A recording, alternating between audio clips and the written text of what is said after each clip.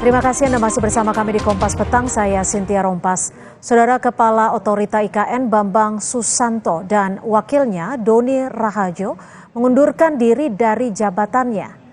Menteri Sekretaris Negara Pratikno menjelaskan Kepala dan Wakil Kepala Otoritas IKN menyerahkan surat pengunduran diri kepada Presiden Joko Widodo.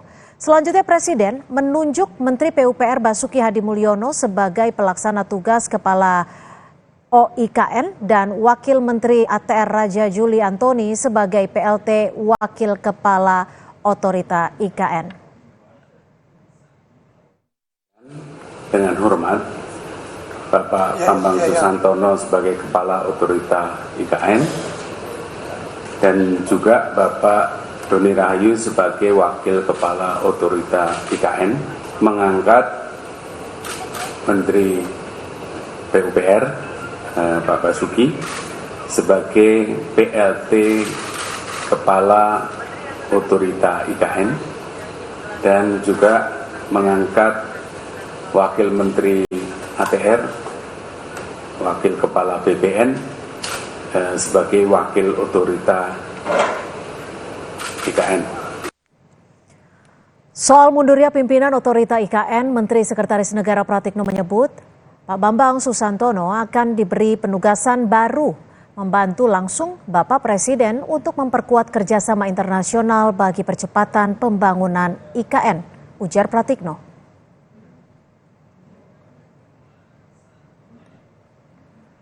Pelaksana tugas Otoritas Ibu Kota Negara, Basuki Hadimulyono berharap kepercayaan investor tetap tinggi setelah pengunduran diri Bambang Susantono dan Doni Rahajo sebagai Kepala dan Wakil Kepala Otorita IKN. Basuki bahkan tetap optimistis Presiden Jokowi dapat mulai berkantor di IKN mulai Juli 2024. Baru hari ini aja Pak. Iya. Ya, karena kita kan kami saya kira nggak ada masalah. Mudah-mudahan justru mempertinggi kepercayaan karena yang menggantikan wakil menteri. Pak, berarti untuk rencana Presiden berkantor di IKN Juli akan tetap on schedule, Pak? Insya Allah kalau akhirnya masuk Juli ini ada masuk. Mantan Kepala Otorita IKN Bambang Susantono lahir di Yogyakarta 4 November 1963. Salah satu gelar pendidikan yang diperoleh Doktor Bidang Perencanaan Infrastruktur Universitas California, Berkeley, Amerika Serikat 2020. Jejak karir Bambang diantaranya Wakil Menteri Perhubungan 2010 hingga 2014, PLT Menteri Perhubungan 2014, Komisaris Utama PT Garuda Indonesia sejak 2021, dan Kepala Otorita IKN sejak 10 Maret 2022 hingga 3 Juni 2024. Sementara mantan Wakil Kepala Otorita IKN Doni Rahajo lahir 1 November 1965, lulusan S1 Teknik Arsitektur ITB 1984, menjabat Managing Director President Officer Sinar Masland pada 2015 dan Wakil Kepala Otorita IKN 10 Maret 2022 hingga 3 Juni 2024. Saudara, terkait pembiayaan IKN, Kepala Staf Kepresidenan Muldoko membantah Ibu Kota Nusantara dibiayai tabungan perumahan rakyat. Muldoko juga menegaskan tidak ada upaya pemerintah menggunakan dana tapera untuk program makan siang gratis. Ada hubungannya dengan APBN. Nggak ada upaya pemerintah untuk membiayai makan gratis, apalagi untuk IKN. Semuanya sudah, IKN itu sudah ada anggarannya. Tadi sudah dijelaskan. Pak, transparansi gimana Pak? Transparansinya Pak? Ya, transparansinya nanti aman ternyata Pak. Transparansinya ada komite dipimpin oleh Menteri PUPR, anggotanya Menteri Keuangan, Menteri Tenaga Kerja, OJK, berikutnya ada badan profesional ikut di dalam. Lalu bagaimana kelanjutan pembangunan IKN pasca mundurnya Kepala dan Wakil Kepala Otorita IKN? Kita tanyakan jurnalis Kompas TV Sudadani Putu Trisnanda dari Istana Kepresidenan Jakarta. Putu, yang kini menjadi pertanyaan publik adalah bagaimana dampak mundurnya pimpinan IKN terhadap pembangunan Ibu Kota Nusantara? Apa kata pemerintah terkait hal ini? Ya, selamat petang, Sintia dan juga saudara. Sampai dengan saat ini memang pemerintah masih memastikan bahwa IKN yang nanti akan di Ibu Kota Negara, yang nanti akan dipanggil atau disebut dengan Nusantara ini akan tetap berjalan sesuai dengan target, khususnya pada saat pelaksanaan upacara 17 Agustus nanti, di mana waktunya kurang lebih tinggal 2 bulan lagi. Presiden dan seluruh jajaran menteri ini akan merayakan 17 Agustus dari IKN dan juga sudah mulai tinggal di kawasan IKN. Ini dipastikan tetap berlangsung meskipun ada catatan. Sebelum saya menjelaskan lebih lanjut, berikut pernyataan dari PLT atau pengemban tugas pengganti sementara dari Kepala Otorita IKN Basuki Hadimulyono. Kalau sekarang ini dari APBN sudah masuk sudah sampai 80% pembangunan batch 1 maupun batch 2. Ya. Nanti Pak Presiden mau ke IKN, nginepnya juga di camping lagi, tapi sudah di rumah jabatan menteri. Oke, menunjukkan bahwa ini sudah siap. Itu yang dari APBN. Yang masih perlu dipercepat adalah yang investasi tadi.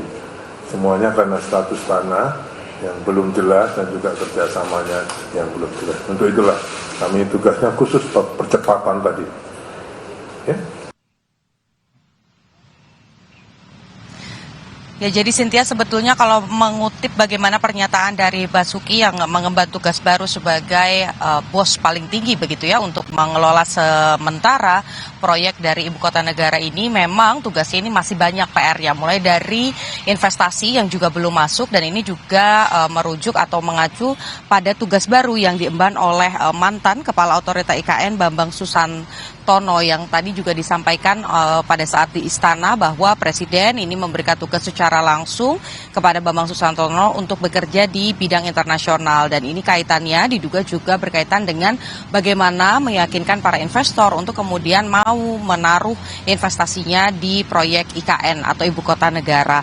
Kemudian juga kalau kita mengacu pada kritik yang kemudian disampaikan oleh DPR dari Senayan, ini sebetulnya juga tugas yang nantinya akan dilakukan oleh Basuki, kemudian juga Raja Juli sebagai PLT, kepala dan juga wakil, dan nanti kalaupun ada pergantian yang resmi menjadi kepala dan juga wakil, ini sangat besar PR-nya, karena menurut dari anggota Komisi 4 fraksi PKB, Daniel Johan tadi juga menyampaikan bahwa untuk membangun IKN dengan target yang dipasang oleh Presiden Joko Widodo, ini targetnya tinggi, tapi di satu sisi investasi juga tidak tokcer, alias masih banyak PR yang harus dilakukan untuk kemudian mendatangkan investor-investor. Sehingga kalau tadi mengutip bagaimana pernyataan dari Basuki, APBN sebetulnya sudah lancar, tapi kalau kita lihat dari RPJMN atau Rencana Pembangunan Jangka Menengah pemerintah pada 2019-2024, ini persentasenya, Sintia dan juga saudara, 20% dari pembangunan IKN ini memang menggunakan APBN, tetapi sisanya 80% ini menggunakan investasi